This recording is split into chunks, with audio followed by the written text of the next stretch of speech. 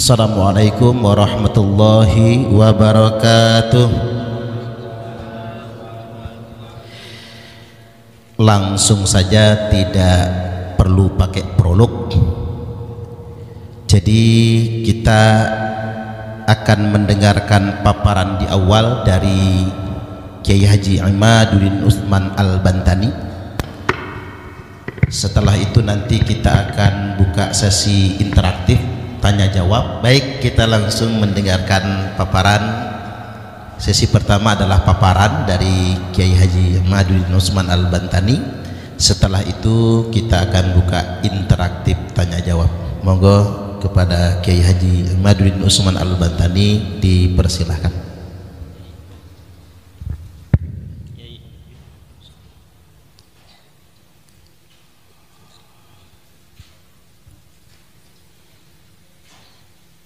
Assalamualaikum warahmatullahi wabarakatuh. Alhamdulillah, salatan wassalaman ala rasulillah, amma ba'du. Faya ashabal fadail, guru saya Kiai Islamuddin, beliau senior saya di PBNU. Kalau bahsul masail, beliaulah andalan PBNU untuk menghadapi berbagai macam masalah-masalah keagamaan di PBNU periode dari 2010 sampai 2021 beliau di PBNU. Beberapa kali saya mungkin beliau belum kenal karena saya masih perwakilan dari PW mengikuti bahsul masail, dan beliaulah yang biasa untuk memberikan deskripsi masalah yang akan dibahas dalam beberapa kesempatan bahsul masail. Terima kasih Kiai Isom sudah menyempatkan hadir di tengah-tengah kesibukan bersama kita PWI Pringsewu pada hari ini, sehingga beliau meluncur dari Bandar Lampung menuju ke kampung halamannya di Pringsewu ini. Yang saya hormati Kiai Sufarman Abdul Karim, Sahibil Bait Kiai Nur Ajiz, Pondok Pesantren Madinatul Ilm. Ana Madinatul Ilm wa aliyun babuha. Qala Rasulullah sallallahu alaihi wasallam al-kamakal. Yang saya hormati Kesepuhan PWI Pringsewu, Yai Jumangin, dan seluruh para kesepuhan yang hadir, Ketua PWI Pringsewu Kiai Nasihuddin, dan para pengasuh pondok pesantren Sepringsewu yang pada hari ini hadir. Sebenarnya semuanya sudah tahu kesimpulan diskusi ilmiah JI, bahwa memang berdasarkan apa yang telah saya teliti, bapak-bapak juga mungkin sudah banyak yang membaca buku yang sudah saya terbitkan, baik tentang kronik ilmiah perjalanan saya di dalam bagaimana selama 2 tahun lebih membahas tentang batalnya nasab balawi, kemudian berbagai macam buku-buku yang spesial, misalnya buku khusus tentang mengungkap manuskrip-manuskrip palsu yang diberikan oleh Rabita Alwiyah, dalam hal ini via Rumel Abbas. Itu juga ada semuanya, semua apa yang telah mereka atribusikan sebagai manuskrip-manuskrip di abad ke-6, 7 itu ternyata semuanya palsu, dan kiai-kiai bisa untuk melihatnya di buku mengungkap manuskrip-manuskrip palsu Ba'alwi versi Rumel Abbas. Kemudian juga buku yang terakhir yang kemarin, sekarang ini orang-orang lagi mencari buku itu, yaitu buku yang saya beri judul Ulama Nusantara Menggugat Nasab Palsu. Itu dalam beberapa bulan saja itu sudah hampir 1000, padahal harganya mahal ya. Harganya itu diterbitkan oleh penerbit teman saya itu, karena saya itu kan nggak biasa untuk menulis kemudian ingin dijual gitu, enggak. Pokoknya saya menulis, saya taruh di PDF, saya sebarkan agar bisa dibaca. Siapa aja yang mau mencetak silahkan, kan begitu. Akhirnya dicetak oleh teman saya, harganya 200.000, tetapi punya Rabi Alwiyah yang tebalnya hampir sama, harganya itu sampai 40.000 diturunin, nggak laku-laku. Tapi yang punya saya 200.000, bahkan sekarang dinaikin 210.000, saya lihat di Shopee itu malah makin dicari orang. Ini adalah sebuah indikator bahwa mayoritas masyarakat ini bersama kita, dan kesimpulannya sama, bahwa Ba'lawi bukanlah cucu dari baginda Nabi besar Muhammad sallallahu alaihi wasallam. Sebenarnya mereka sudah ada kesimpulan sendiri di hatinya. Jadi tesis saya ini dijadikan sebagai bumper aja. Ini ada. Padahal mereka udah dari dulu mungkin nggak percaya nih cucu Nabi tukang mintain duit begini.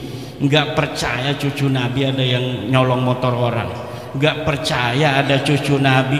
Semalam itu ada yang cerita di kampung apa di sana, semalam acara dia marawis, bawa anaknya perempuan, mohon ke kiai itu ke kamar mandi, ternyata nyolong duit di kamarnya kiai itu. Ini anaknya yang marawis ini, Habib itu. Nggak mungkin orang-orang yang menisbahkan diri pada Rasulullah kemudian mempunyai akhlak demikian. Nah, apapun itu sekarang buktinya sudah ada sebuah penelitian ilmiah. Sebelumnya penelitian firasah masing-masing itu sekarang sudah mendapatkan sebuah cantolan hukumnya yang secara ilmiah bahwa betul Ba'lawi ini bukan cucu Nabi. Dulu guru saya Yai Abuya Dimyati itu kalau ada Habib sini dele ya incu Nabi ya, ini matanya dibuka, dele ya incu Nabi asli ya, itu artinya beliau nggak percaya, tetapi tidak pakai dalil, tidak pakai data, itu kasfan, maka tidak bisa untuk diikuti, karena kasfan itu tidak bisa diikuti. Jangankan mukasafah hanya dalam dalam masalah nasab, hanya dalam masalah Ramadan saja, walaupun bertemu Nabi, malam kita bertemu Nabi mengatakan besok adalah Ramadan, itu tidak bisa dijadikan dalil untuk bisa menjadi patokan orang berpuasa. Nah gitu. Jadi mimpi, kasab dan sebagainya itu laisat hujjatan lil hukmi. Saya ini mengadakan penelitian ilmiah. Benar nggak ini Habib ini cucu Nabi? Ilmiah itu berdasarkan 3 hal. Pertama adalah dia harus bersifat logis. Kedua harus empiris. Ketiga harus pragmatis. Logis artinya masuk akal. Yang empiris artinya berbasis fakta dan data. Pragmatis artinya penelitian ini harus ada kepentingan umat yang diperjuangkan, harus ada manfaatnya. Nah, Ba'lawi mengaku cucu Nabi dengan segala akhlak yang mereka pertontonkan, pendawiran wama syabaha yang terjadi di berbagai macam lapisan masyarakat, bukan hanya di kiai, di pejabat, di pengusaha, termasuk yang paling empuk itu kiai, karena kiai itu husnudonya tinggi, karena manhajnya manhaj ketum. Kalau yang manhaj ketum gampang ditipu, makanya jangan mau kalau dalam nasab ini pakai manhaj ketum. Ama ketum kita manhaj organisasi ikut beliau, tapi manhaj Ba'lawi jangan ikut ketum, karena kita bisa dijajah.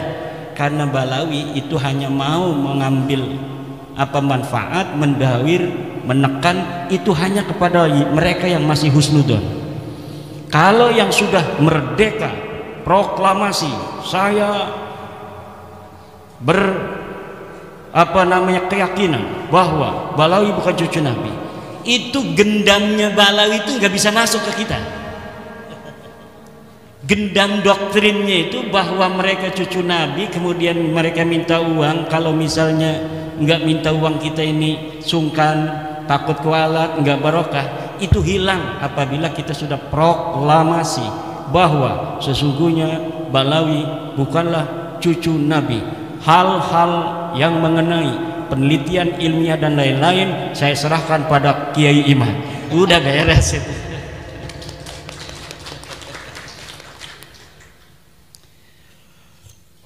Coba logis apa tidak orang yang mengaku cucu Nabi ini secara data di abad ke-9 Hijriah 895 Hijriah mengaku keturunan Nabi, kemudian mengurut nama-nama. Ali bin Abu Bakar namanya As-Sakran nih 895 Hijriah. Nama saya Ali bin Abu Bakar bin Muhammad bin Abdurrahman As-Sigaf bin Maula Dawilah bin Ali Sahibud Darak bin Ali Al-Ghayyur bin Faqih Muqaddam bin Ali bin Muhammad Sahib Mirbad bin Ali Qali Qasam bin Alwi bin Muhammad bin Alwi bin Ubaid bin Ahmad bin Isa. Ahmad bin Isanya 345 Hijriah. Sementara di abad-abad itu sudah banyak kitab nasab. Di abad keempat katanya Alwi ini hidup 400 Hijriah, berarti abad kelima.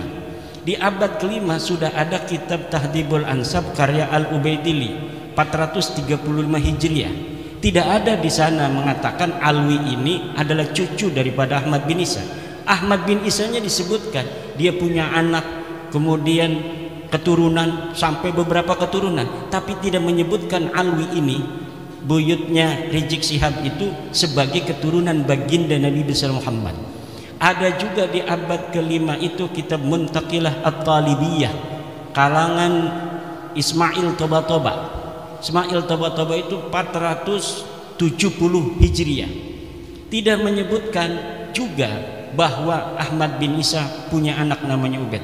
Ahmad bin Isanya disebut dia punya anak namanya Muhammad, dia punya anak namanya Ali, tapi tidak disebutkan dia punya anak namanya Ubaid.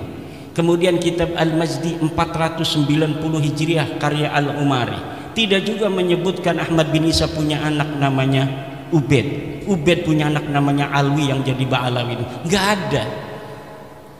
Kemudian naik ke abad ke-6 yaitu 597 Hijriah karangan seorang pakar usul fikih Imam Fakhruddin Ar-Razi. Beliau juga seorang ahli tafsir, punya kitab tafsir Mafatihul Ghaib, punya berbagai macam kitab sejarah dan lain sebagainya.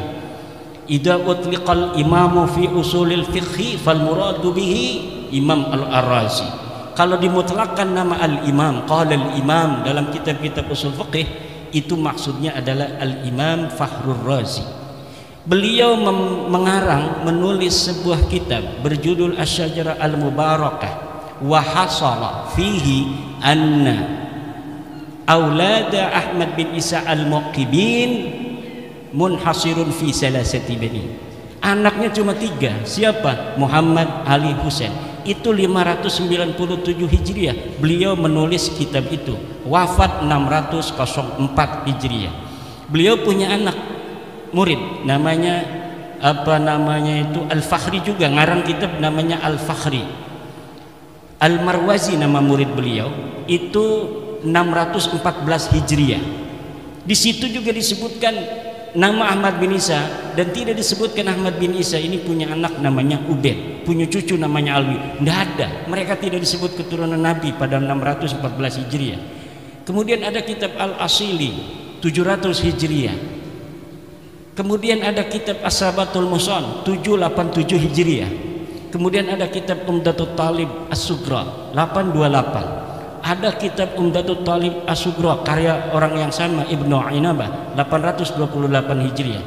Sampai abad ke-8, abad 9 awal ini tidak ada orang yang menyebutkan ahli nasab itu bahwa Ba'alawi keturunan baginda Nabi besar Muhammad SAW. Padahal mereka sudah ada itu di abad 9 itu, mereka sudah mulai mengaku sebagai turun Nabi. Ali bin Abu Bakar As-Sakran ini sudah mengaku keturunan Nabi di abad 9. Tapi orang-orang Yamannya saja itu tidak ada yang mencatat mereka sebagai keturunan Nabi di abad 9 itu. Maka saya sebutkan ada 550 tahun kosongnya riwayat antara pengakuan dan orang yang diaku. orang yang diakut 345 Hijriah, mereka mengaku 895 Hijriah, hitung pakai kalkulator 550 tahun. Itu kalau kita mau kasihan. Itu versi kasihan itu 550 tahun itu. Versi yang tidak kasihan dalam ilmu nasab itu, dalam ilmu nasab, sebuah kitab sejarah, la yuqaddamu bihalin ala ma yusbituhun nasabun. Ilmu sejarah, sejarawan tidak bisa didahulukan dari apa yang telah ditetapkan oleh ahli nasab. Sedangkan ahli as-Sakran ini ngarangnya kitab sejarah tasawuf dan amalannya. Maka walaupun ada susunan dia menyebutkan nama-nama sampai Ahmad bin Isa, itu sebenarnya dalam ilmu nasab tidak dianggap sama sekali. Adanya nama mereka itu muncul dalam kitab nasab, dalam kitab Tuhfatut Talib 996 Hijriyah. Itu kalau dihitung 651 tahun. Cuma dalam kitab Tuhfatut Talib yang menyebut nama-nama mereka itu, Alwi sudah ada di situ tuh. Karena kan mengakunya 895 Hijriah. Kemudian 996 Hijriah ada masuk nama dia. Masuknya apakah berdasarkan maraji? Tidak. Orang yang mengarang kitab itu Tuhfatut Talib namanya As-Samarqandi mengatakan, saya melihat fi ba'dit ta'aliq, dalam sebagian kertas-kertas ta'liq. Jadi bukan berdasarkan maraji dari kitab-kitab, tetapi berdasarkan apa yang dia temukan dari kertas yang ada di pinggir jalan. Dia nemuin aja, wah ada nih bin, masukin aja supaya kitab saya agak banyak lah. Itu hanya begitu saja. Di dalam ilmu nasab, ida urifal wadi'u intafal istidlal. Apabila ditemukan dan diketahui pemalsunya, maka istidlal itu hilang. Nah, kitab Tuhfatut Talib ini tidak bisa untuk dijadikan referensi. Kenapa? Walaupun dia kitab nasab, tetapi penulisnya sudah iktiraf bahwa dia mendapatkannya bukan berdasarkan maraji dari kitab-kitab sebelumnya. Sedangkan di dalam kitab nasab itu bisa diisbat hanya oleh kitab-kitab nasab. Jadi kitab-kitab nasab yang ada di sejak masa 199 Hijriah, Abnaul Imam fi Misra Wassam, itu Abnaul Imam kitab aslinya yang kemudian pada abad kelima dipalsukan, katanya ini karya Yahya bin Ismail Toba-Toba, padahal itu karya Ibrahim Toba-Toba yang wafat 199 Hijriah. Itu sudah ada kitab nasab 199 Hijriah, sudah ada kitab nasab, ditulis semua keturunan Imam Hasan dan Imam Husain. Gak bisa orang masuk sembarangan. Kemudian ada kitab Nasabu Quraisy, ada kitab nasab Bani Quraisy, ada kitab As-Sam'ani tentang nasab, ada kitab Silsilatil Alawiyah 340 Hijriah karya Abu Nasr Al-Bukhari. Tapi di situ bukan masa di mana Ahmad bin Isa hidup, jadi kita nggak pakai sebagai dalil. Yang kita pakai dalil mulai daripada kitab nasab yang bisa diakses paling tua, yaitu Tahdzibul Ansab karya Al-Ubaidili 435 Hijriah. Jadi kitab-kitab nasab itu sudah menafikan mereka sebagai turun Nabi. Ini kata Hanif Alatas, kalau tidak ada yang menyebut, itu bukan berarti dia tidak ada. Kalau misalnya ada yang menafikan bahwa Alwi bukan cucu Nabi di abad 5, baru bisa diterima bahwa Alwi itu bukan cucu Nabi. Tapi tidak ada orang yang menafikan Alwi sebagai cucunya Ahmad bin Isa di abad kelima. Alasannya begitu.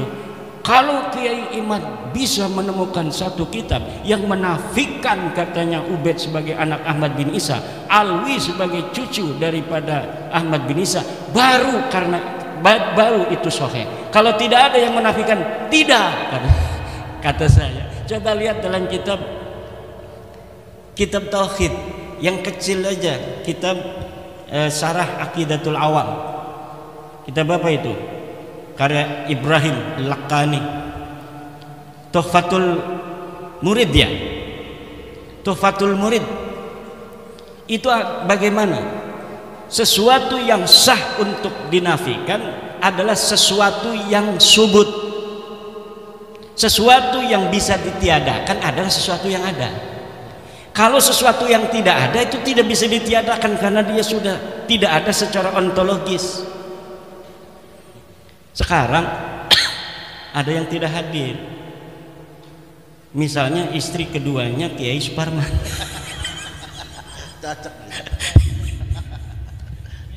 Istrinya ada, makanya saya candain. Misalnya Kiai Suparman punya istri dua, misal yang hadir cuma permaisuri, ada misalnya namanya Mesaro.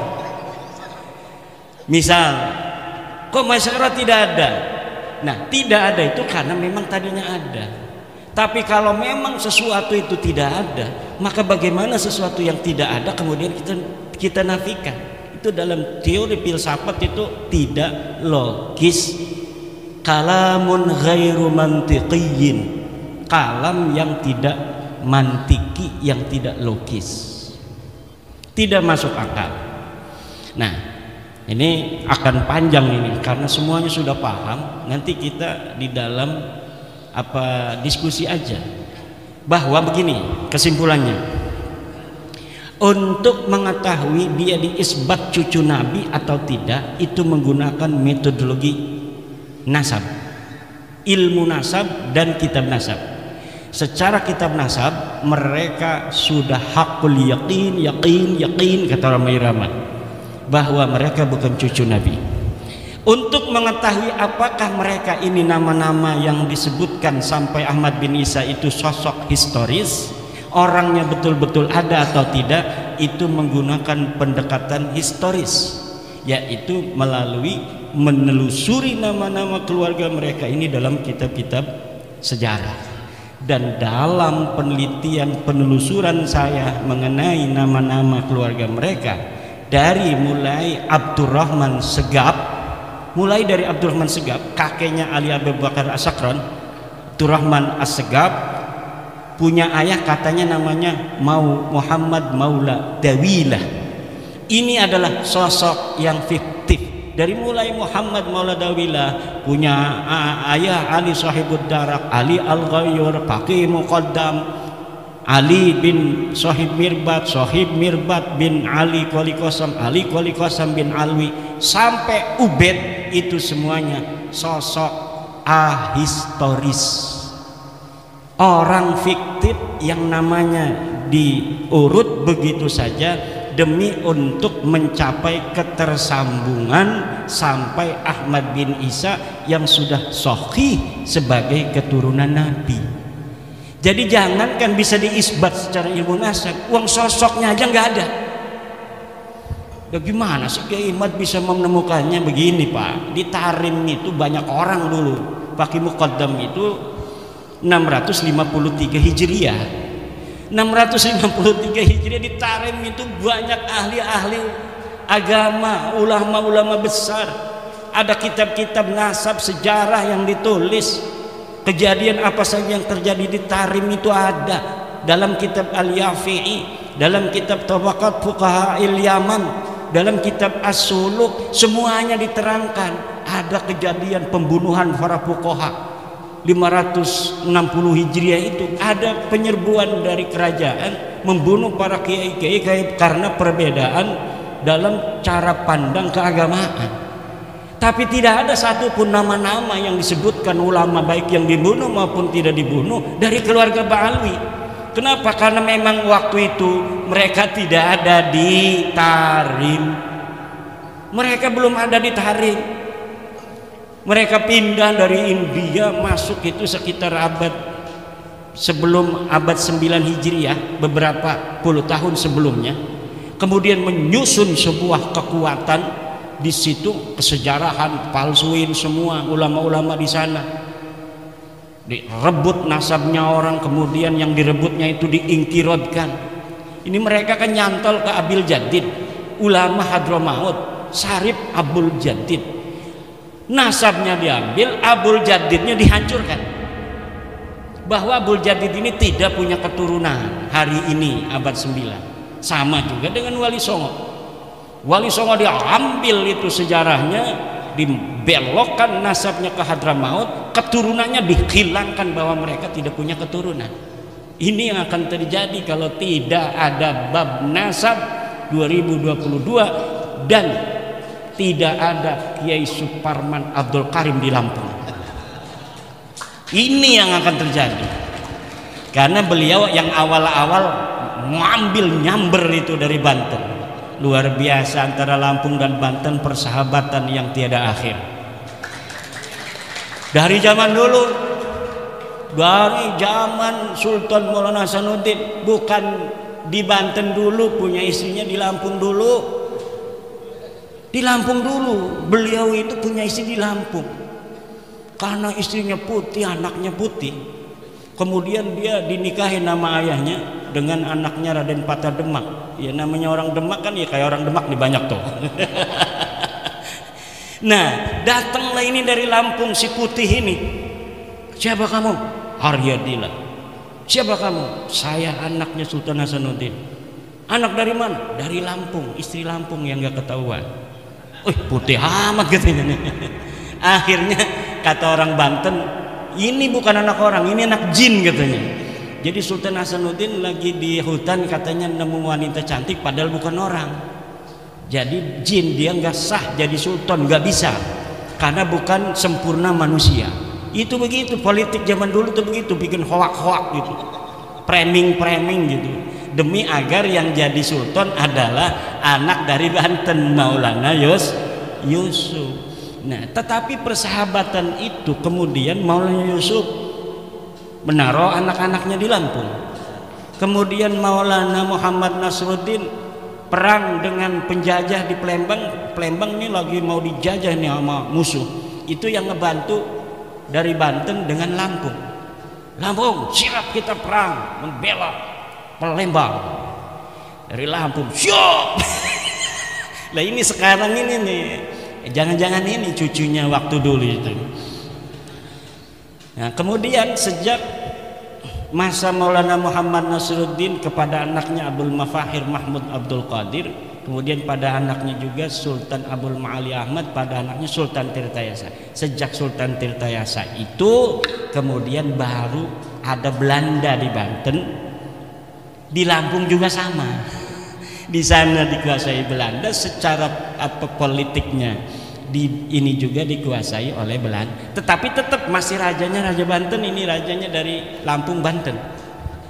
Sunan Gunung Jati pun kesini juga, jadi bukan hanya Sultan Hasanuddinnya, Sunan Gunung Jatinya sebelum itu juga pernah ke Lampung dan menyebarkan Islam walaupun belum diterima secara masif. Nah makanya alhamdulillah bab nasab ini mengumpulkan yang terserak itu. Sejarah-sejarah kesatuan kesejarahan Nusantara ini hari ini kembali menjadi perhatian semua bangsa. Dan kebetulan saya yang pertama kali tertarik untuk itu, dan secara kesejarahan saya memiliki hubungan dengan berbagai macam leluhur-leluhur Nusantara ini. Jadi dulu itu di Banten itu ada ini ya. Jadi ada Sumedang, Banten, saingan. Tapi ada orang yang turunan Sumedang dan turunan Banten. Ini yang menjadi pengadem-ngadem, yem-yem. Dan itulah leluhur saya. Jadi yang bisa bikin adem ini. Kemudian dengan Mataram. Dengan Mataram saingan juga walaupun saudara, sama-sama keturunan Pamanahan, Ki Ageng Pemanahan. Tapi kemudian beberapa generasi Banten dan Mataram bersaing. Siapa yang bisa untuk merekatkan, mengadem-ngadem? Ya, namanya Raden Arya Wangsakara. Kenapa? Karena dia dekat keturunannya juga dengan raja-raja di Mataram. Jadi ini kebangkitan Nusantara hari ini itu tidak kebetulan, tapi memang sudah waktunya Ba'lawi ini ketahuan oleh Kiai Isom bahwa dia bukan cucu Nabi. Oke, tanpa penelitian saya, Kiai Isom ini udah yakin 100%. Beliau orang yang sangat pemberani. Beliau berani jadi saksinya Ahok juga demi kebenaran. Kata Kiai Isom, dianggap kafir saya, tinggal syahadat lagi aja. Kata Gus Dur, orang dianggap kafir gampang sekali, jangan marah, tinggal syahadat lagi aja kok repot katanya. Nah, demikian nanti kita kembangkan. Nah, satu lagi itu dari nasab, sejarah fiktif kan, orang yang nggak ada. Jangan hadarat pada orang-orang yang tidak ada. Nanti ngeliang-liang ininya nih, Fatihah kita kemana-mana nggak diterima langit, nggak terima bumi. Ila hadrati faqih muqaddam. Jangan hadaratin dulu, buktikan dulu ada apa tidak itu orang. Nggak ada. Orang sibuk ngomong faqih muqaddam kafir. Ditanya sama Gus Aziz Jazuli, Kiai gimana faqih muqaddam, setuju nggak kalau dia kafir? Kata saya nggak setuju. Kenapa ya? Karena memang orang kafir itu harus punya taklif, mukallaf, syahsun, harus ada jongotnya ini. Sementara faqih muqaddam itu laisa syahsan tarikhiyan, bukan manusia historis, tidak ada di masa lalu, namanya hanya ditulis saja, kemudian sejarahnya satu persatu dirangkai, diglorifikasi pada ratusan tahun setelahnya. Semakin lama semakin besar itu glorifikasinya, seakan-akan kemudian diyakini lebih dari orang-orang historis. Padahal orang ini sama sekali tidak ada. Tetapi kenapa hari ini orang kalau hadarat faqih muqaddam kerasa masuknya? Itu perasaan-perasaan input informasi yang selama ini menjejal di dalam itu alam bawah sadar. Karena manusia itu bahkan mengalahkan Syekh Abdul Qadir Jailani. Karena manusia itu Pak, apa yang dia simpulkan adalah apa yang masuk daripada informasi-informasi yang tersedia.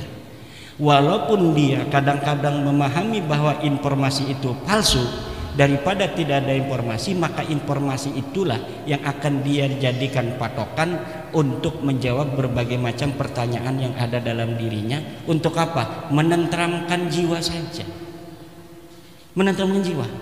Nah sekarang sudah tidak boleh lagi.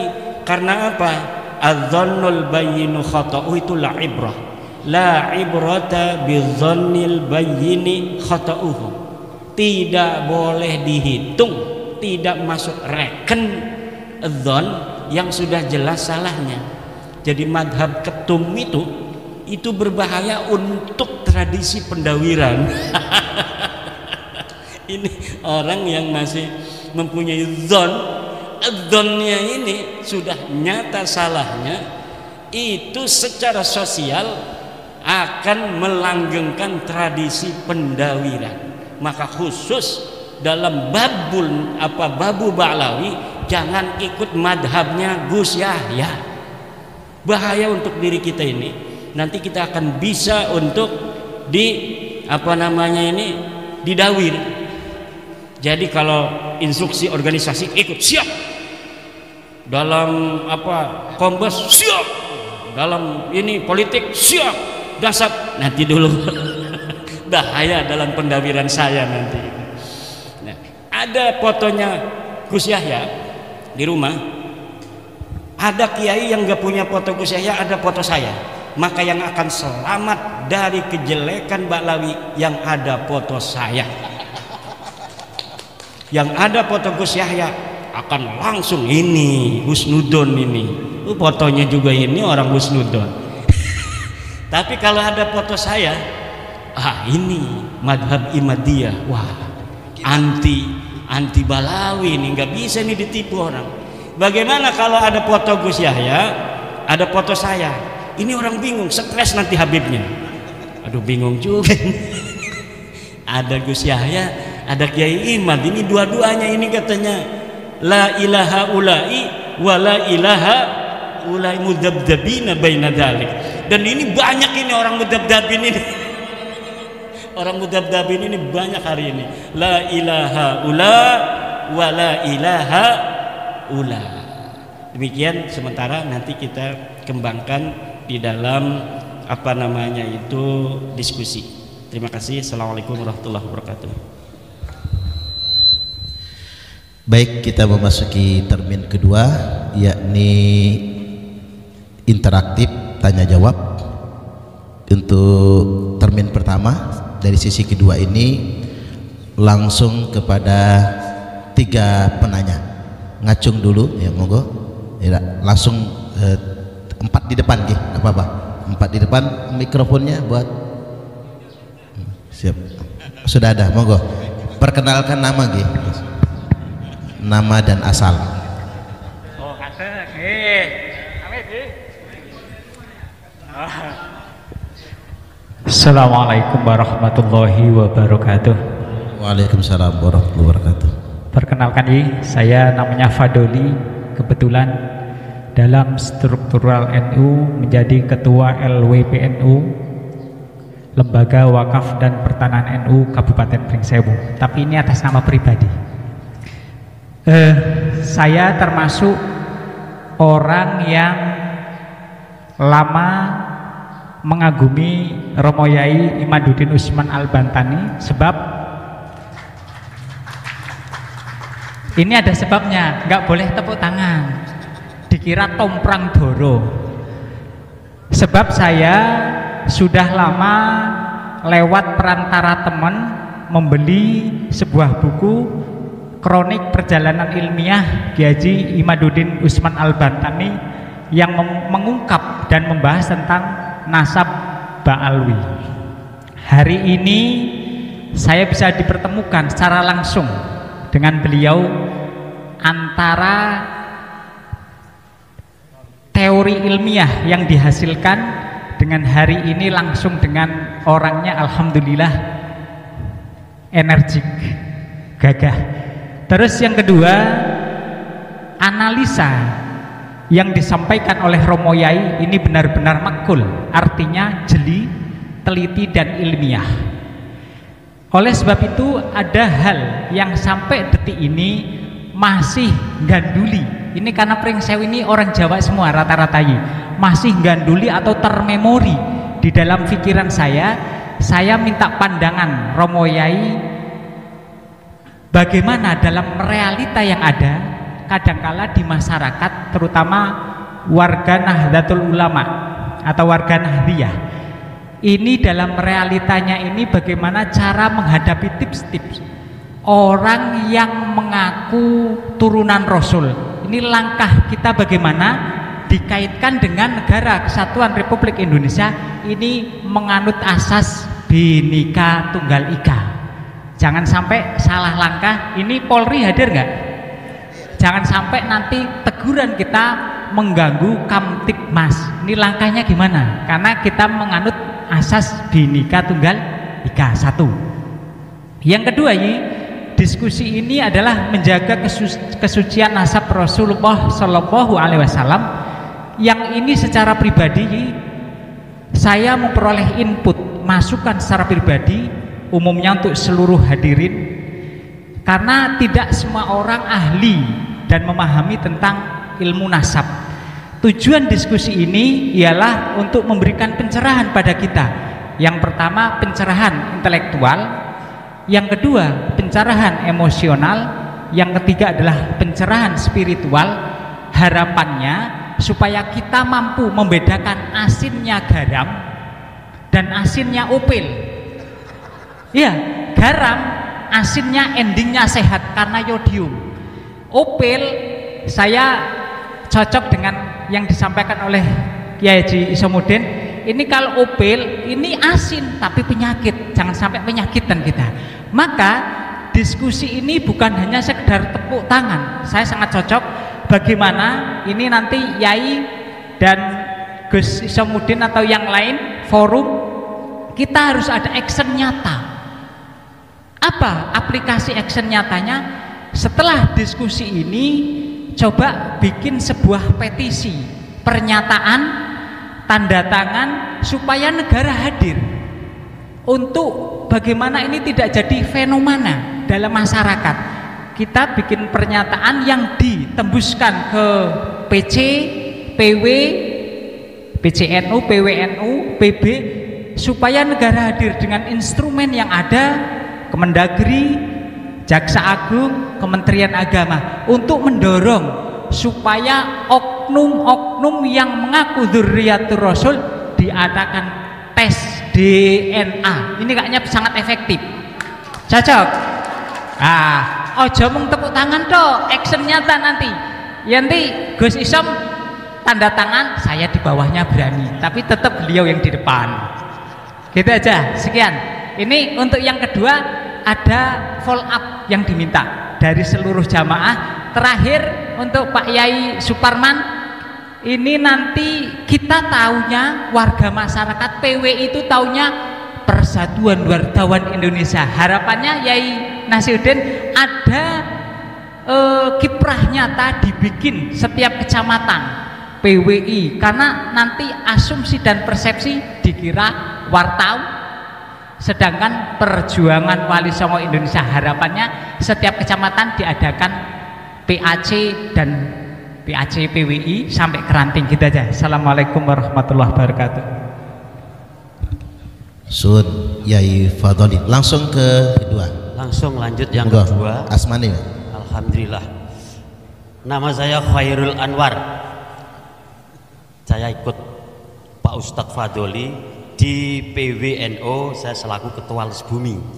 Nah, jadi karena membawa amanah dari guru saya Profesor Dr. Agus Sunyoto. Tadi sudah disinggung terkait tentang nasab-nasab dari Bu Alawi, tetapi tadi belum disinggung atlas Wali Songonya. Nah, ini harus dikolaborasi agar dalam kita menggawangi Islam Nusantara menjadi kuat dan kokoh. Karena apa? Tadi disebutkan banyak sekali orang-orang londo, apalagi londo blangkon. Nah, banyak londo blangkon, orang-orang Jawa sing menyaplok ngaku-ngaku nasabe Wali Songo, padahal dia orang biasa saja yang pakai sorban, pakai ceramah di medsos jagoan, tapi ini hanya ngaku-ngaku dzurriyyahnya Wali Songo. Nah, ini saya mengusulkan kepada PWI Pusat nanti agar ada penguatan kapasitas terkait para pengurus dan aktivis di PWI, agar supaya tidak gagal paham bahwa PWI itu adalah persatuan wartawan, tapi perjuangan Wali Songo. Apalagi ada laskarnya, komandan laskar juga harus mempunyai jiwa kesatria dalam menegakkan dzurriyyatul Rasul ini. Jadi saya berharap bagaimana strategi-strategi yang jitu untuk kita mampu melakukan penguatan kepada tim-tim kita dulu sebelum ke yang lain-lainnya. Kalau di abad 4, 6, 7 jauh banget yang bahas ini, tetapi di abad 12 ke atas, zaman Mojopahit, zaman Mataram, sampai pada zaman Wali Songo yang hari ini tentu agak bisa diterima secara logis maupun empiris. Terima kasih. Pertanyaan dari saya seperti itu agar supaya nanti ada strategi khusus dalam penguatan untuk agar kita bisa membumikan Islam Nusantara, Les Bumi, biar masuk ke seluruh pelosok negeri. Terima kasih. Assalamualaikum warahmatullahi wabarakatuh. Matosun Kiai Khairul Anwar. Yang kedua tadi masih di depan semua. Masih di depan semua. Ada 4 depan, 4 dulu nggih. Nuwun sewu niki kula kalih ngadeg nggih. Nggih. Supaya jelas. Biar masuk TV. Masalah bahasane kula ya ora iso jelas. Wong Jawa ora jelas Jawane, Indonesia ora ngerti tatanane. Maaf Kiai. Nggih. Jadi sing ajeng kula tanggalke langsung niki perkenalan kula Ki Rohani Sidik, Suriah Nahdlatul Ulama, Kecamatan Pagelaran. Hebat kan?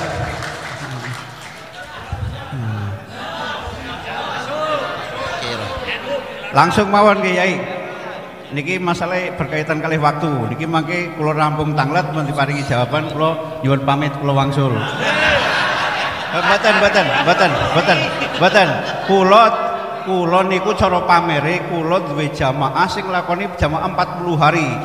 Mulai dari ruah tanggal 20 sampai nanti tanggal 1 Idul Fitri. Tuh. Ya. Baik, dengan segala hormat yang perlu saya tanyakan, bagaimana kita sebagai santri menyikapi orang-orang tua kita, guru-guru kita yang selalu dan selalu menggaungkan kata-kata husnudzon. Kalau masalah nasabnya saya percayakan, udah percaya 100.000% sama Pak Imadudin. Saya nggak mau ulang-ulang. Dan sebagian yang mau saya tanyakan udah ditanyakan sama teman-teman tadi. Yang belum kayaknya ini. Bagaimana caranya kita menyikapi guru-guru kita, teman-teman kita, masyayikh kita yang selalu dan selalu mengedepankan husnudzon. Sementara keadaan nyata udah terjadi berbagai pembelokan sejarah, termasuk Jatman di dalamnya, betul? Tuh. Ini elek-elek begini badal torekoh qadiriyah naksabandiyah. Makanya kalau suruh Fatihah kepada siapa itu Fakih Mukodam, saya nolak pertama kali, saya nggak mau. Karena itu kalau menurut saya Fakih Mukodam itu mungkin yang masuk kategori anak ajaib, betul Kiai? Saya nggak ikut-ikutan itu. Ya, yang penting saya tanyakan itu Kiai, bagaimana? Karena kebanyakan kiai-kiai, santri-santri seperti saya itu masih taklim pada gurunya, takut kalau lawan gurunya nanti su'ul khotimah, ilmunya nggak bermanfaat. Udah itu saja, yang lain sudah diwakili teman-teman. Assalamualaikum warahmatullahi wabarakatuh. Sun Yai Rohani. Yang terakhir keempat, monggo. Assalamualaikum warahmatullahi wabarakatuh. Waalaikumsalam warahmatullahi. Nama saya Muhammad Khalil dari Ngadiluih, jadi perbatasan Pringsewu bagian utara. Yang pertama, saya dengan rasa senang banget karena satu alma mater dari Pelamunan ada yang maju sebagai mujaddid menandai 100 abad NU. Alhamdulillah, semoga selalu dijaga dan mendapat pertolongan dari Allah Subhanahu wa taala. Yang kedua, Yai, yang saya tanyakan, bagaimana saya ini murid atau santri dari Thariqah Sadiliyah, sementara mursyid sekarang sudah jelas banget melakukan pemalsuan makam dan banyak menyimpangkan sejarah. Apakah masih saya teruskan untuk Thariqah saya ini? Sekian saja. Assalamualaikum warahmatullahi wabarakatuh. Waalaikumsalam warahmatullahi wabarakatuh. Satu lagi ya, tadi ketinggalan satu lagi. Bagaimana respon pemerintah kita selama ini setelah ada viralnya makam dipalsukan, tokoh-tokoh dipalsukan, udah seberapa jauh pemerintah kita merespon atau mungkin bertindak? Itu saja. Oke, monggo matur nuwun. Baik, saya ingatkan sedikit. Pertama dari Kiai Fadoli, bagaimana cara menghadapi orang-orang yang ngaku keturunan Nabi Sallallahu Alaihi Wasallam agar tidak terjadi konflik dan tetap terjaganya Kamtibmas. Jadi jangan sampai terjadi konflik. Yang kedua, apa aksi nyata konkret follow up dari diskusi kita hari ini? Bisakah ada dorongan yang sifatnya nyata kepada pihak-pihak terkait untuk mendorong adanya setidak-tidaknya kewajiban tes DNA terhadap orang yang ngaku-ngaku anak cucu Nabi? Adapun tentang PWI, karena baru 1 tahun lebih dikit, maka memang belum tersosialisasikan. Hanya saja saya perlu ingatkan kepada segenap kader-kader PWI, karena perjuangan Wali Songo Indonesia itu 90% lebihnya adalah kader Nahdiyin. Jadi walaupun bukan Banom NU, dan memang bukan Banom, karena kalau Banom harus koheren dengan PBNU, ini kan kita nggak bisa koheren soalnya. Nah, jadi kok heran. Jadi kok heran. Jadi PWI niki akan terus tersosialisasikan, dan mohon jangan mudah emosi, jangan gegeran.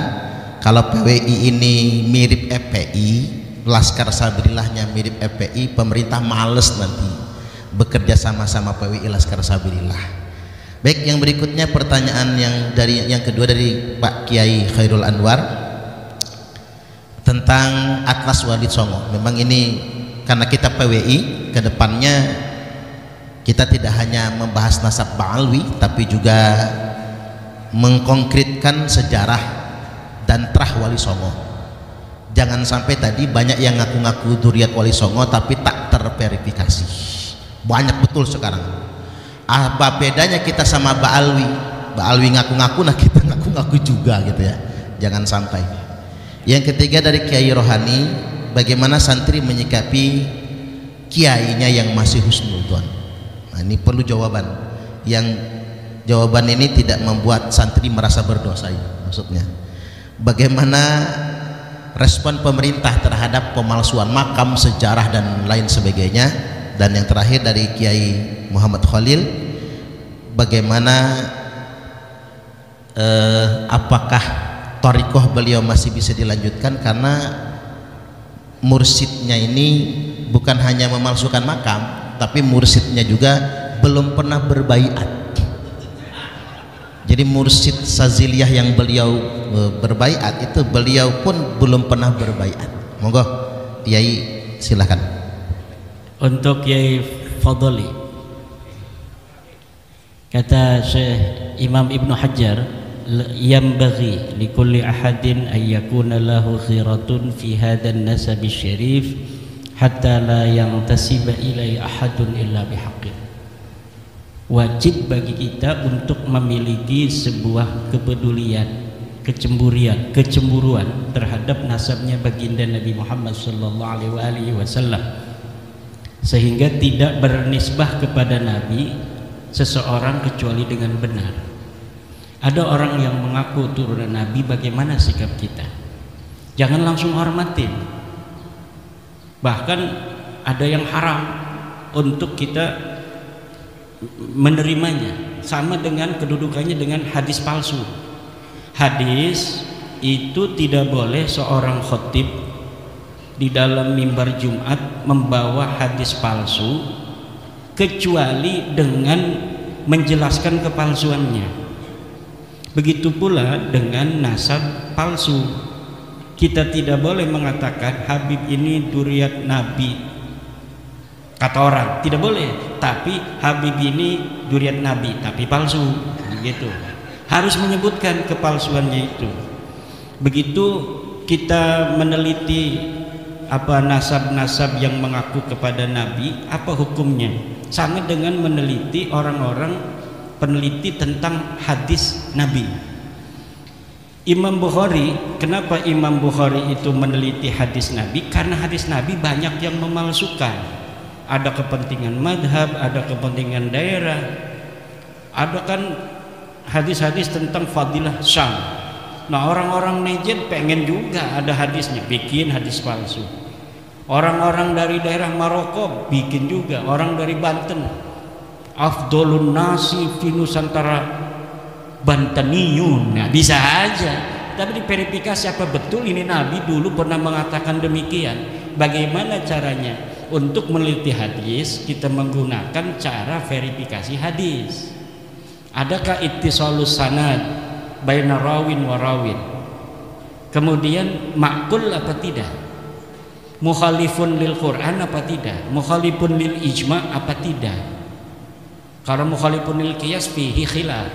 Tapi mukhalifun lil Quran dari sisi matannya itu jelas hadis itu merupakan ciri-ciri wadha, ciri-ciri palsu. Begitu pula dengan orang yang mengaku turunan Nabi. Lah, orang mengaku turunan Nabi, ane cucu Nabi, ane mau haul abah, ane butuh sapi 3. Udah, kiai 1 supaya barokah pondoknya banyak santrinya. Kenapa sih sehari ini kiai-kiai itu masih ada yang menganggap dirinya banyak santrinya karena barokah itu? Karena mereka mengungkapkan keberkahan itu. Jadi ketika masuk ke dalam pikirannya kiai itu yang sering ngomongin apa keberkahan itu adalah para kabib-kabib yang dawir ini. Jangan-jangan memang saya berkahnya dari dia, padahal keberkahan dia karena daripada doa gurunya, doa orang tuanya, doa masyarakatnya, doa muridnya. Itu seakan-akan dilupakan semua karena ibunya hanya mendoakan, tapi dia tidak pernah mengatakan ibu selalu mendoakan engkau supaya barokah. Tidak, gurunya juga begitu. Tetapi si kabib-kabib ini selalu mendemonstrasikan seakan-akan mereka lah orang yang paling berjasa bagi kita. Dan itu bukan hanya untuk level pondok pesantren, bahkan level Indonesia, level apa namanya hari proklamasi, katanya itu berkah daripada Habib Alwi Kuitang, namanya Habib Ali bin Abdurrahman Kuitang, bahkan diusulkan 2018 sebagai calon pahlawan nasional. Kemarin sudah terbukti dari KTLF dari Belanda bahwa dia adalah antek Belanda, dapatnya pun lebih hebat daripada Utsman bin Yahya. Kalau Utsman bin Yahya dapatnya penangnya itu cuma 1, Habib Ali bin Abdurrahman Kuitang dapatnya 2, dan ini bisa dikonfirmasi di Leiden Library yang ada di internet. Masuk bapak-bapak kiai-kiai ke perpustakaan Leiden yang ada di internet, kemudian klik digital collection, tulis Ali bin Abdurrahman Al-Habsyi Kuitang, muncul itu fotonya dengan 2 bintang penghargaan dari Ratu Belanda. Itu 2018 mereka ingin sudah bahwa dari mereka ada yang jadi pahlawan nasional. Ditolak sama Departemen Sosial, Kementerian Sosial. Seorang Balawi lagi dari Kalimantan, dia usulkan hampir aja 2021-2022 itu akan diangkat. Akhirnya turun para sejarawan, Profesor Anhar Gonggong. Ini bukan pejuang. Sultan siapa namanya itu? Sultan Hamid. Ini adalah pengkhianat bangsa Indonesia. Itu sudah mau diangkat jadi pahlawan nasional. Karena apa? Bahaya kalau orang-orang yang tidak seharusnya menjadi pahlawan kemudian dianggap pahlawan hanya karena dia diangkat sebagai pahlawan nasional. Ini adalah untuk sedikit demi sedikit mereka merampas daripada kesejarahan kita. Orang-orang yang dulu tidak pernah berjuang bahkan berada di dalam barisan Belanda kok hari ini pengen menjadi pahlawan. Pengkhianat masa lalu hari ini hanya dengan cerita palsu dan kualat modalnya kemudian akan menguasai daripada kesejarahan kita. Ini yang terjadi, Kiai Fadli. Jadi aneh cucu Nabi, mana susunan silsilahnya? Oh ini Pak Muqaddam fiktif. Mana tes DNA-nya? G India itu mah gitu orang Kaukasus. Mana sejarahnya? Kitab-kitab sejarahnya husnudzon aja, nggak mau. Begitu, itu harus tegas kita. Kemudian untuk Kiai Les Bumi, emang Les Bumi ini ketuanya sekarang ini Kiai Jadul Maula itu adalah ketua lembaga Banom NU yang berani ngundang saya di pondoknya di Kaliopak. Dia nggak takut-takut ngundang saya di sana di Kaliopak. Akhirnya ditegur, kenapa ngundang Kiai Imam? Kiai, waduh saya ditegur ini. Biarin aja kata saya, masa anak buahnya Kiai Agus Sunyoto takut. Kita akan bicara tentang Kiai Agus Sunyoto. Itu beliau punya penelitian panjang tentang para orang-orang yang mengaku sebagai turun Nabi. Kenapa? Karena Wali Songo diatribusikan ke Ba'alawi oleh kaum Ba'alawi. Kemudian Profesor Agus Sunyoto ini meneliti secara manuskrip masa lalu bahwa ditemukan kapan itu dibelokkannya Ba'alawi, Wali Songo ke Ba'alawi. Itu sama dengan hasil kesimpulan saya. Itu baru di antara 1930 1969. Apa itu? Hari produktifnya Salim bin Jindan. Karena apa? Semua narasi dan proposisi bahwa Wali Songo adalah Ba'lawi, termasuk manuskrip tentang Syekh Khalil Bangkalan. Saya pernah ke Bangkalan bertemu dengan cucunya yang punya manuskrip, katanya ke Ba'lawi, apa namanya, Sunan Gunung Jati, Sunan Ampel, Sunan Giri, dari naskahnya Mbah Khalil Bangkalan. Kata saya, ini siapa yang nulis? Apakah Mbah Khalilnya? Bukan, ini seorang Habib namanya Salim bin Jindan. Itu sebelum bab nasab. Rumel itu katanya punya manuskrip arba'innya Syarif Abil Jadid. Itu pun ditulis oleh Salim bin Jindan 1930-1969. Mana kalau berani Rumel bawa sini itu manuskrip. Manuskripnya kan sudah ada itu di blog santri itu punya PBNU dulu. Bukan di blog, di web Desantri apa-apa namanya itu. Bahwa Salim bin Jindan punya sebuah kitab hadis yang dipoto oleh apa namanya itu wartawan dari PBNU, kemudian ditaruh di internet, kita bisa akses sampai sekarang. Saya bandingkan dari sisi penelitian teks dan tekstualitas bahwa tulisannya itu sama dengan tulisan Salim bin Jindan, manuskrip yang dibawa oleh Rumel di Rabita Alawiyah ketika debatan itu. Saya screenshot, saya bandingkan, identik bahwa ini adalah tulisan Salim bin Jindan. Siapa Salim bin Jindan? Salim bin Jindan telah diteliti oleh para pakar-pakar dari Ba'lawi sendiri.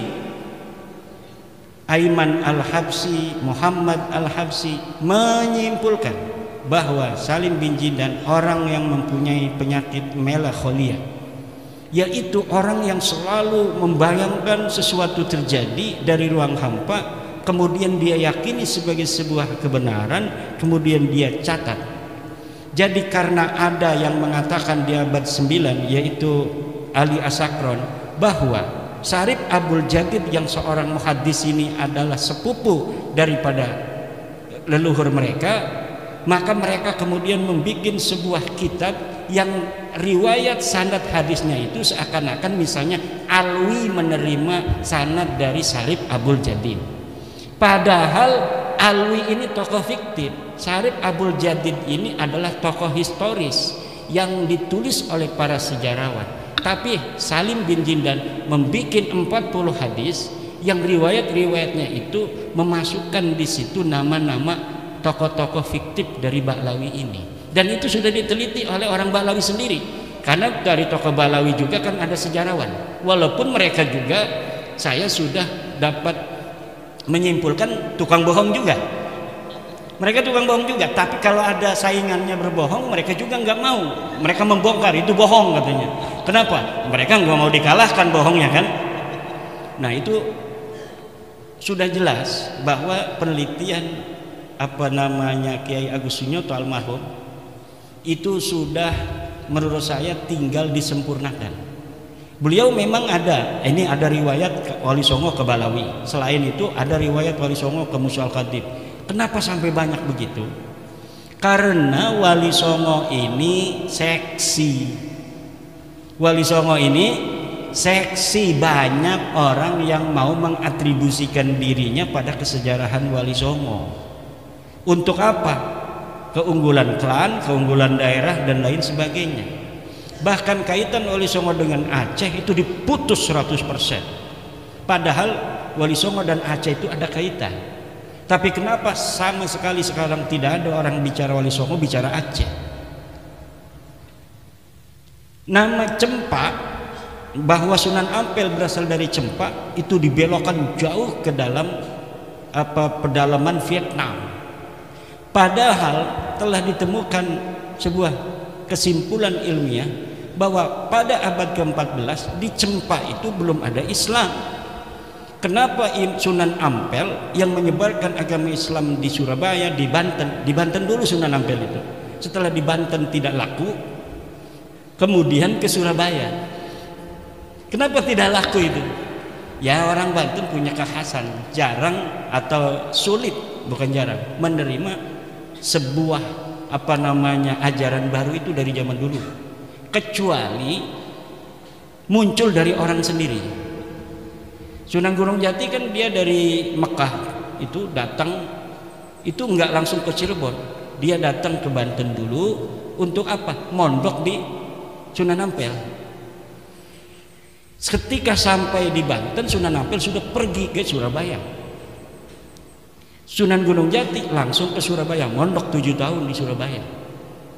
Kata Sunan Ampel, Syarif Hidayatullah, kalau kamu mau menyebarkan agama Islam di daerah Banten, kamu nggak bakal diterima. Saya aja di sana dapat berapa orang katanya. Tapi ada syaratnya. Apa syaratnya? Kamu kawin sama orang sana. Nanti kamu jangan mengharapkan kamu akan diterima. Tapi nanti anakmu akan diterima. Karena anakmu dianggap oleh mereka sebagai bagian diri mereka sendiri. Kalau masih mantu belum. Kalau anak nanti diterima bahwa ini ponakan saya. Kalau sama kamu dianggapnya masih orang luar. Akhirnya Sunan Gunung Jati datang ke Banten mengawininya Ratu kaum Anten. Punya anak Maulana Hasanuddin, baru diterima tanpa peperangan. Kenapa? Karena yang ngomong sudah orang sendiri. Nah, Sunan Ampel, Sunan Giri itu manuskripnya Les Bumi banyak bertebaran hari ini. Tapi masing-masing ada yang dicurigai palsu oleh penyimpangan kolonial. Jadi manuskrip kolonial itu seakan-akan dipersiapkan oleh penjajah agar kesejarahan Wali Songo 100 tahun sebelum diciptakannya manuskrip itu hilang. Jadi kita diputuskan kesejarahannya dengan Wali Songo. Tapi saya yakin sejarah-sejarah asli Wali Songo masih ada. Wali Songo masih ada sejarahnya. Tidak mungkin semuanya bisa dihancurkan. Tidak mungkin. Bagaimana caranya agar terbuka semuanya? Apa yang telah diawali oleh Profesor Agus Sunyoto itu kita lanjutkan lagi. Les buminya jangan takut. Yang bicara DNA pertama kali siapa? Kiai Agus Sunyoto. Cari itu di YouTube-nya masih ada. Kalau ngaku cucu Nabi, tes DNA dulu. Itu apa maksudnya? Dia udah nggak percaya dari dulu sebelum Imaduddin Usman. Cuma gagal, dia bukan orang Banten, jadi ngomongnya nggak sembarangan kayak saya. Jadi PBNU ini harus berwarna-warni. Kalau semuanya orang-orang Jawa belah sana, ya banyakan Angga Unggul. Husnudon aja. Begitu, untung ada orang Banten. Lihat orang Banten gak mikir 2 kali 4 kali, sekali cukup. Urusan belakangan. Dipecat-pecat ngapain, gak apa-apa. Kan begitu. Lah itu makanya harus berwarna-warni. Ada kayak Yai Said, ya namanya 11-12 sama orang Banten, jeplak-jeplok aja ngomong. Tapi kalau orang-orang Jawa yang halus hatinya, penuh dengan pertimbangan matang, lah itu nggak bisa cepat. Ini mungkin butuh 100 tahun lagi Balawi ini. Tapi orang Banten tanpa didampingi oleh keuletan orang-orang Jawa juga susah ini. Tapi ini hanya 2 tahun lebih beres. Ini udah beres ini. Udah beres, sudah. Tinggal ini mah penghiburan diri mereka saja. Ada sedikit orang nangis kayak Roma Irama bertobat. Begitu-begitu aja. Sampai ada yang keliling ke Mekah, ngutus orang ke Mekah, nemuin kiai-kiai Mekah, Sayyid Mekah yang punya murid di Indonesia agar berpesan muridnya jangan ikut sekte Ahmadiyah. Ada yang sudah ikut kan, Yai Ja'far dengan penelitiannya juga. Itu sampai gurunya dari Mekah bikin voice note bahwa engkau harus menghormati para sadah. Kata Kiai Ja'far, coba dibalas tuh gurunya. Iya, saya hormati sadah, tapi Balawi bukan sadah. Ngelawan dia sama gurunya juga. Kenapa itu? Karena dalam tradisi kita nanti sama Kiai Rohani ya, ini akan ada ketersambungan dengan pertanyaan Yai Rohani, bahwa kalaulah seorang murid yang berbeda dengan gurunya harus kualat, maka Imam Syafi'i orang yang pertama kualat kepada Imam Malik. Imam Ahmad bin Hambal orang yang pertama kewalat kepada Imam Syafi'i. Abu Hasan Asy'ari orang yang pertama kewalat kepada Ali Al-Jubai. Gurunya Mu'tazilah kok muridnya Abu Hasan Al-Asy'ari jadi ahli sunnah wal jamaah, merontohkan seluruh proposisi gurunya. Hasan Al-Basri punya murid gagah perkasa namanya Wasil bin Atta. Dia harusnya kewalat Wasil bin Atta, tapi tidak, dia ulama besar dari golongan Mu'tazilah. Dia punya guru juga Muhammad Al-Hanafiyah, anaknya Sayyidina Ali, ini Wasil bin Atta. Jadi dari zaman dulu murid dan guru berbeda, itu gurunya harus bangga. Kata Imam Ahmad bin Hambal, ta'allam kama ta'allamna, belajarlah seperti kami belajar. La tuqallidni wa la tuqallid Malikan wa la Syafi'iyan wa la Sufyan As-Tsauri. Jangan ikuti aku, jangan ikuti Malik, jangan ikuti Imam Syafi'i, tetapi ta'allam kama ta'allamna, belajarlah seperti kami belajar sehingga kami menemukan kebenaran yang kami yakini. Kita tidak perlu menyelesaikan masalah ini hanya dengan tepuk tangan. Ini murid-muridnya Ki Hasyim Mujadi semua. Ki Hasyim Mujadi itu begitu kalau ceramah. Kemudian dari siapa? Pelamunan, Yai Khalil. Yai Khalil Pelamunan. Ini beliau mondok kepada pesantren Pelamunan. Saya mondok pada Kiai Hasuri bin Thohir. Nah, ini menantu Yai Thohir Pelamunan. Jadi namanya bapak beliau Thohir, mertuanya Thohir, punya pesantren At-Thohiriyah. Iya, kan beliau itu waktu saya di sana wasiat karena udah kena stroke, Imad kalau abah wafat nanti tolong dimakamkan dekat makamnya Abah Thohir, pengen dekat dengan mertua. Kalau nggak boleh di pagernya, kalau nggak boleh juga di luar pagar, kalau nggak boleh juga baru di pondok ini. Akhirnya dimakamin di pondok tanpa meminta ke sana karena anak-anaknya pengen juga dekat dengan abah. Itu dulu Yai Thohir Pelamunan mondok kepada Yai Husain Cerita, kepada Yai Tubagus Abdul Halim, mantan Bupati Serang. Tubagus Abdul Halim mondok kepada Kiai Husain Cerita, Kiai Husain Cerita pada Syekh Nawawi At-Tanara Al-Bandani. Jadi itu generasi keempat, Syekh Nawawi kepada Kiai Husain Cerita dekat dengan Caringin, kepada Kiai Abdul Halim pada Kiai Pelamunan. Kalau mau cepat langsung kepada Kiai Husain, enggak kepada Kiai Tubagus Abdul Halim. Karena Kiai Thohir Pelamunan juga selain mondok kepada Kiai Abdul Halim, mondok juga langsung karena masih hidup Kiai Husain Cerita. Begitu pula saya mondok kepada Kiai Tubagus Hasuri Thohir, mondok kepada Kiai Tubagus Hasuri, mondok kepada Kiai Thohir Pelamunan. Setelah dari Kiai Thohir Pelamunan, mondok juga kepada Kiai Abdul Halim itu karena masih hidup juga. Tetapi guru saya selalu mencatat Kiai Thohir, walaupun as-sanadul ali bisa untuk meninggalkan yang Kiai Thohir, tapi karena apa? Karena lil barokah wat tabarruk, maka walaupun as-sanadul adna yang lebih panjang itu yang diambil oleh guru saya. Untuk apa? Agar nama-nama guru kita tidak hilang. Walaupun di dalam ilmu sanad itu kan ada as-sanadun ali, ada as-sanadud dani. Kalau lebih sedikit itu hebat, kalau panjang itu nggak hebat, berarti kalah sanad, kalah tua dia. Tetapi guru-guru kita itu milih yang panjang karena takut nama-nama gurunya hilang. Walaupun gurunya itu tidak sehebat dengan nama gurunya yang di atas. Itu akhlak juga. Disitulah baru al-ilmu fauqal adab. Bukan berarti adab segala-galanya mengalahkan ilmu, husnudon di atas segala-galanya mengalahkan ilmu. Tak aya anu kitu. Tak aya. Kata hadis Nabi, ihtarisu apa ki? Ihtarisu minan nasi bisu'idzan. Ini hadisun qalahu Rasulullah.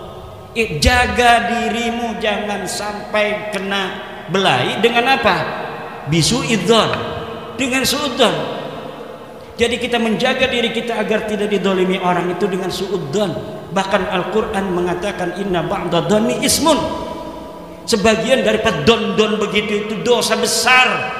Udah jelas bukan cucu Nabi, husnudzon aja bos, dosa bos. Pokoknya udah ada barokahnya. Yang lain juga banyak barokah bos. Ini kita ngaji Sapina dulu, kita juga ngaji Fathul Qorib bos. Enggak cuma Sapina bos, ini husnudzon. Iya, orang-orang tua kita bagaimana katanya itu masih husnudzon. Iya, kita jawab tadi, berani nggak jawab sama ketum begitu? Dari MWC datang kan hari Rebo ke PBNU. Assalamualaikum ketum, inna ba'dadhani ismun, ikhtarisu minan nasi bisu'idzan, la ibrata bidzannil bayini khata'u. Assalamualaikum. Udah begitu, paling besok dapat dipecat. Ini jangan-jangan ketua Les Bumi dipecat besok. Berani nggak dipecat? Dah.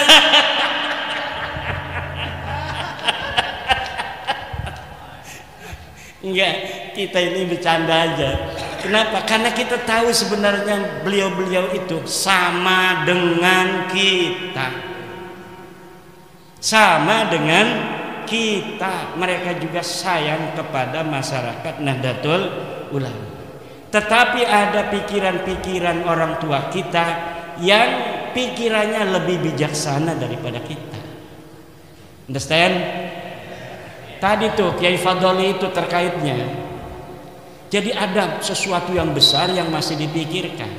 Kalau yakinnya udah yakin, mereka itu seyakin-yakinnya Balawi bukan cucu Nabi. Ngomong husnudzon itu berarti enggak percaya. Mangqala bi husnudzoni huwa fi yakinin annahum laisu min dzurriyyatin nabi. Orang yang ngomong kalau ditanya husnudzon aja, itu berarti enggak percaya. Understand? Jangan yes saja. Ini udah dicet itu ketua Les Bumi itu. Nah, bagaimana sanad thariqat Sadiliyah? Masih diterusin enggak? Batal apa? Batal. Udah. Gimana baiat baru? Udah nyari baiat baru tuh. Mbah Halwani, Abuya Dimyati, na'rifu solahahum, na'rifu quwwata yaqinihim. Daripada kita berthariqah silsilahnya ada orang fiktif nanti, bahaya juga. Ngapain ada fiktifnya? Iya kan, saya juga thariqahnya dari Banyumas juga ada. Saya thariqah Khalidiyah Naqsabandiyah dari Mbah Malik, bapaknya Mbah Malik, Mbah Ilyas. Lah Mbah Malik itu thariqahnya Qadiriyah Naqsabandiyah. Bagaimana dia katanya mengambil dari Mbah Malik tetapi dapatnya Sadiliyah? Aneh bin ajaib. Tanya tuh sama keluarganya yang ada di sana. Alhamdulillah, saya juga ikut di Qadiriyah Naqsabandiyah. Masya Allah. Jadi mayuh ceritanya itu. Ya udah, yang satu itu batalin aja udah. Ya, ngapain? Cuma harus istighfar dulu. Astagfirullahaladzim, astagfirullahaladzim, astagfirullahaladzim min kulli dzambin adimin wa tarikat palsu. Sesudah istighfar begitu baru, jangan diingat-ingat lagi yang lalu, biar berlalu. Faqad madha ma madha.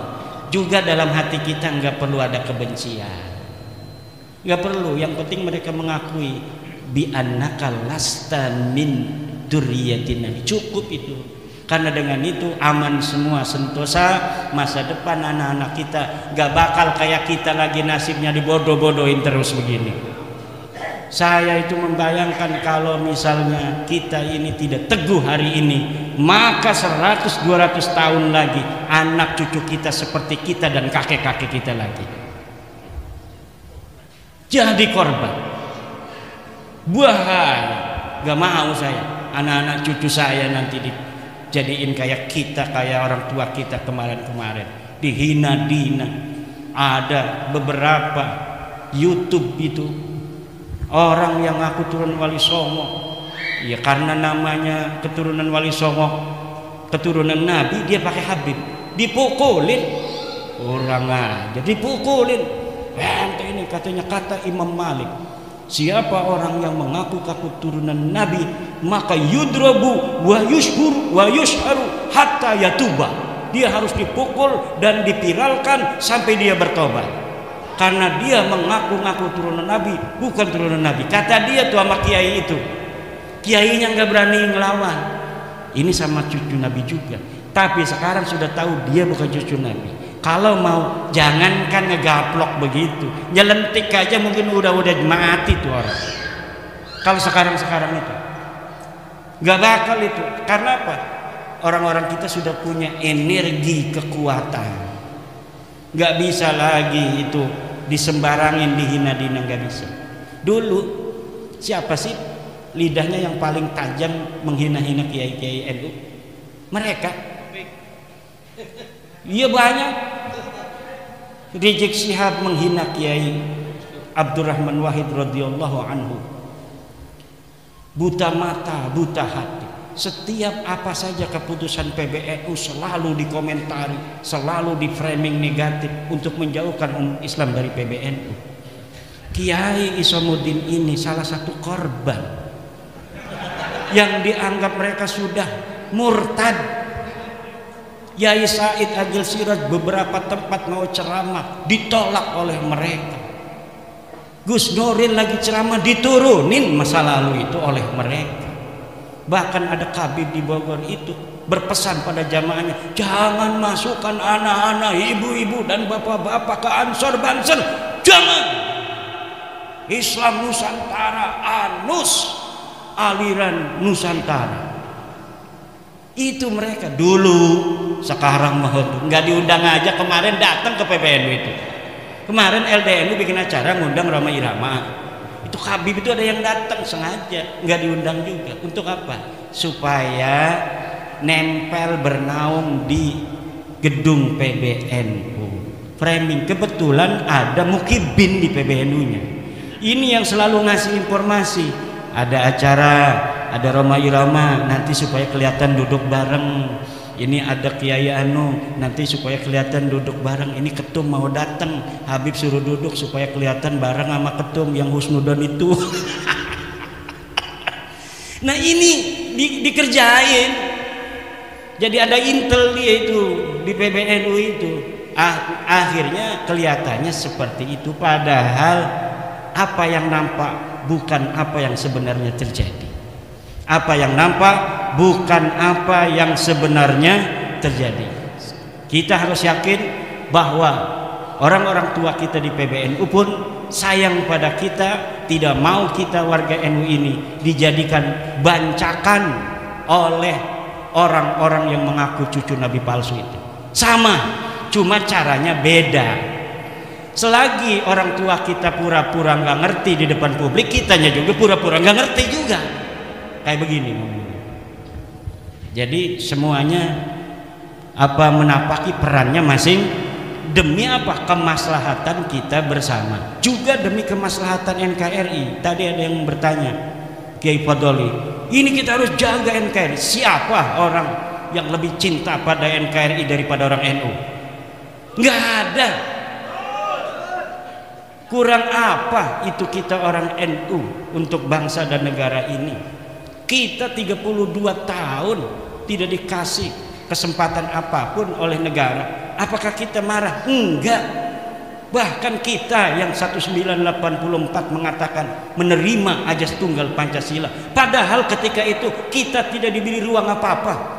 Seluruh orang-orang kaya di PBNU yang punya pabrik itu ditutup pabriknya, tidak punya akses 32 tahun di masa Soeharto. Tapi kita tidak pernah marah kepada negara dan bangsa yang kita cintai ini.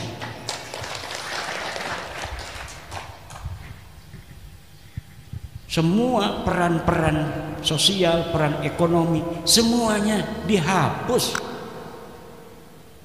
oleh negara pada saat itu kepada kita PBNU, kita nggak pernah marah, bahkan kita menguatkan negara.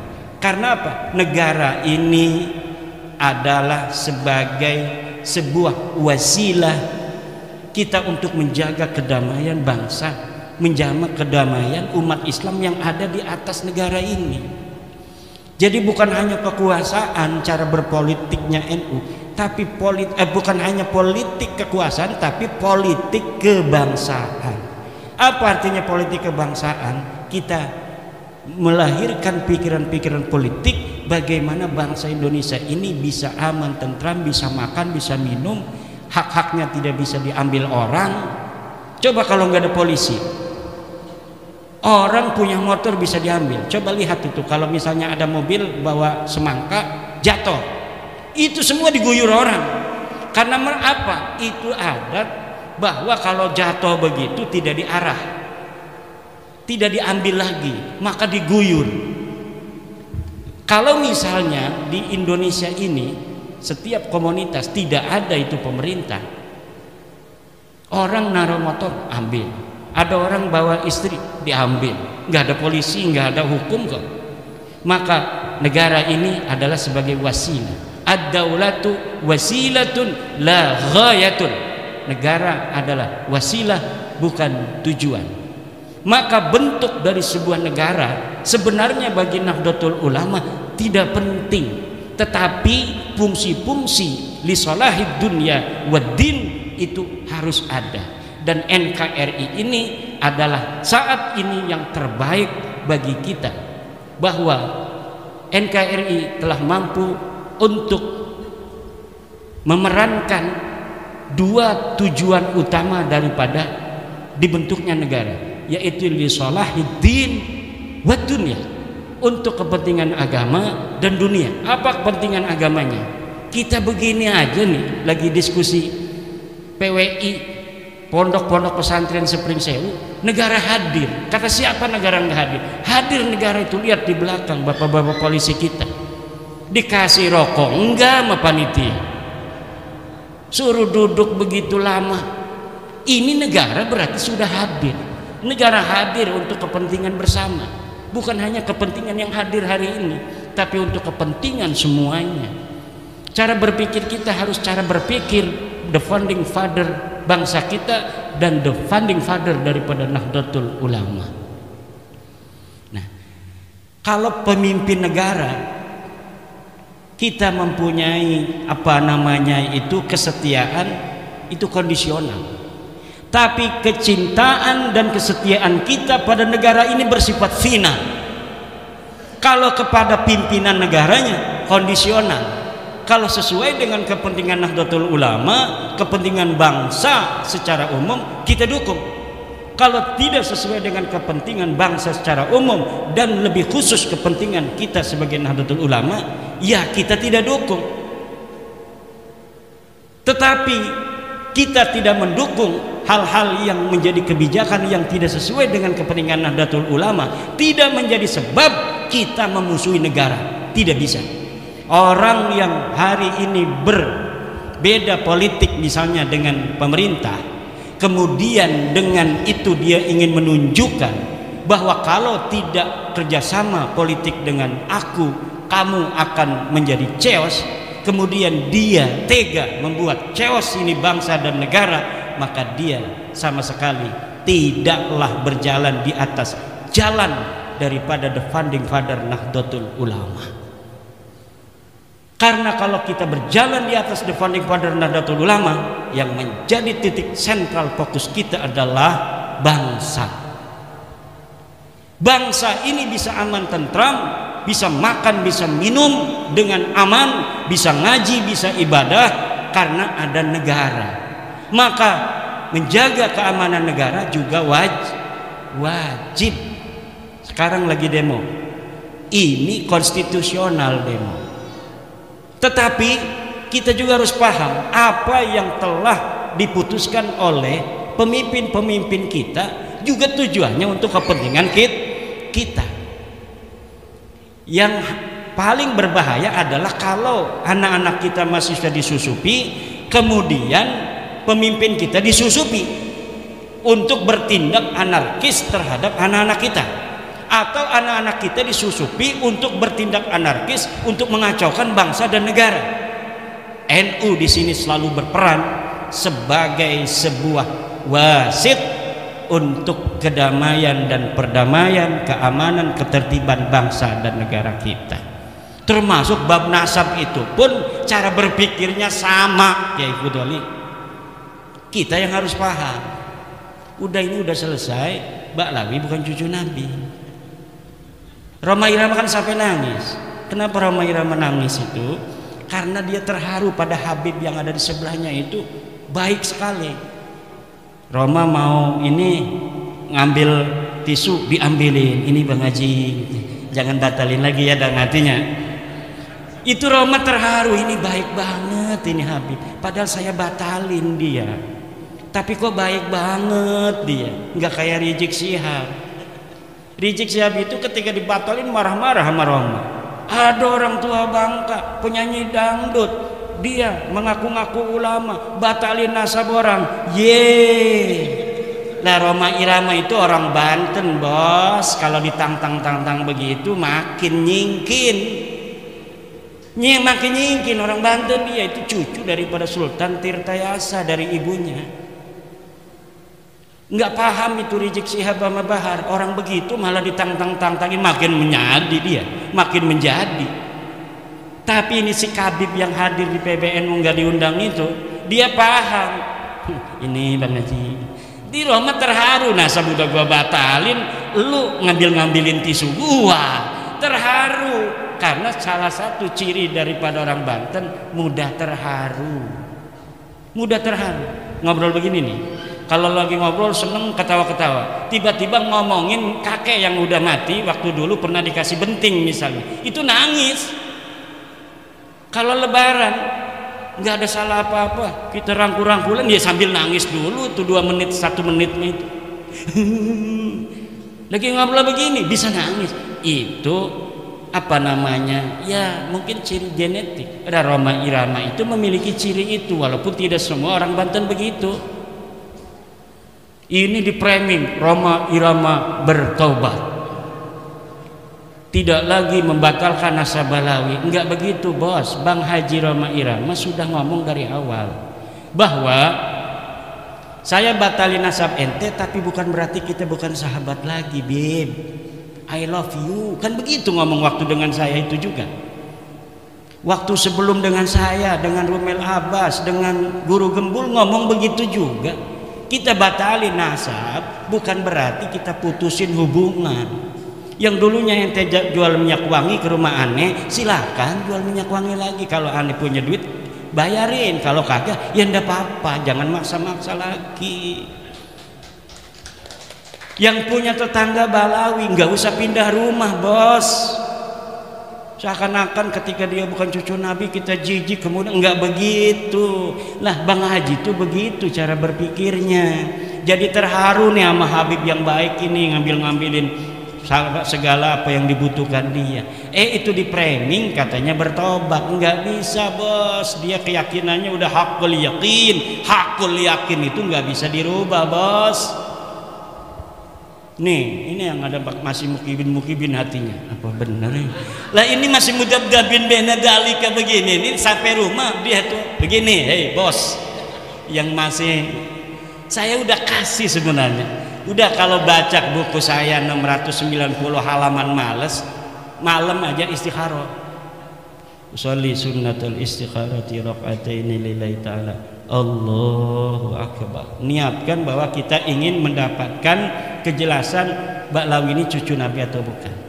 Kemudian setelah itu salam, berdoa, ya Allah, aku memohon daripadamu yang maha tahu, saya bingung banget mengikuti diskusi di Pringsewu. Kiai Imad menerangkan dengan Kiai Isom, hati saya tersayat, saya tidak terima bos. Ya Allah, katanya Baklawi bukan cucu Nabi. Ya Allah, saya bertanya sekarang kepadamu ya Allah yang maha tahu, yang maha rahmat, apakah Baklawi ini cucu Nabi atau bukan?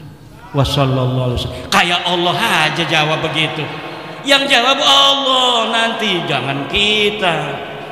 Nah, nanti coba, walaupun tidak mimpi, fa'alhamaha fujuraha watak.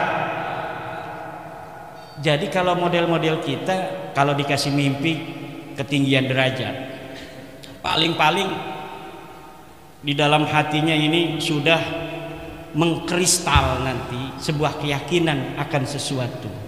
Dan saya yakin keyakinan itu adalah Ba'lawi bukan cucu baginda Nabi besar Muhammad sallallahu alaihi wasallam.